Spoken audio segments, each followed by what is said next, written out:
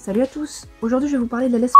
Vous savez, cette laisse enrouleur qui, vous le pensez, vous facilite tant la vie de tous les jours, mais qui en réalité est une invention désastreuse.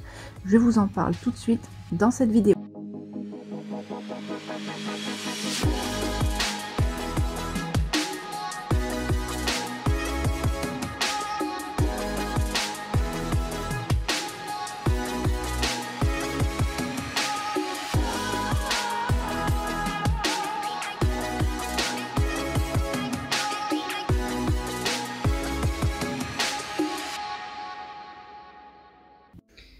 Alors pour commencer, le premier gros point noir de cette laisse, c'est qu'elle est toujours tendue au max. C'est-à-dire que vous mettiez 1 mètre ou 5 mètres de laisse, vous allez avoir, quoi qu'il arrive, une laisse tendue. Donc comment apprendre à votre chien à ne pas tirer en laisse avec une laisse qui est constamment tendue? C'est impossible. Le second gros point noir de cette laisse, eh bien c'est qu'elle est extrêmement dangereuse. Et oui, je vois régulièrement des gens avec leur chien en bout de laisse à 5, 6 voire 8 mètres sur un bord de route.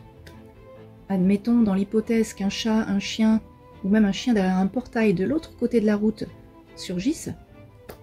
Votre chien traverse soudainement, vous n'avez pas le temps de rebobiner la laisse, c'est terminé. Et il y a énormément d'accidents qui surviennent de cette façon-là. Alors s'il vous plaît, ne faites surtout pas cette erreur-là.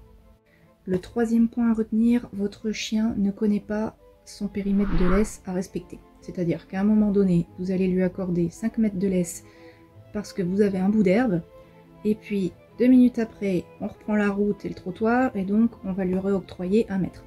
De cette façon-là, votre chien étant sans repère, il va de ce fait constamment chercher à aller jusqu'en bout de laisse, que ce soit 1 mètre ou 6 mètres. Il ne connaîtra pas la longueur qui est définitivement associée à la marche en laisse.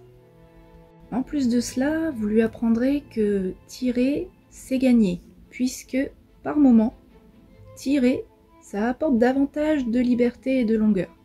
Donc, on apprend l'effet inverse de ce que l'on souhaite apprendre à notre chien. Quatrième point noir, on n'a pas du tout de souplesse pour tenir cette laisse.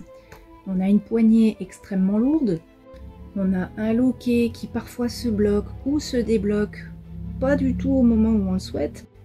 Vous l'aurez compris, on ne trouve pas énormément d'avantages à se servir de cette fameuse laisse.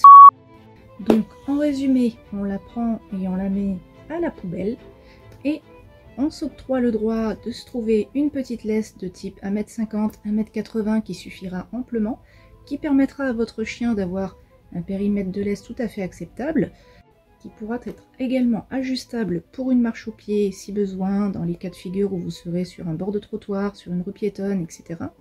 Et pour terminer, on n'oubliera pas de penser à dépenser son chien tous les jours, que ce soit en longe pour ceux qui n'ont pas encore perfectionné le rappel, ou bien en liberté pour ceux qui ont déjà travaillé ce point-là. Voilà, et bien écoutez, n'hésitez pas à poser des questions s'il y en a, et je vous dis à très bientôt.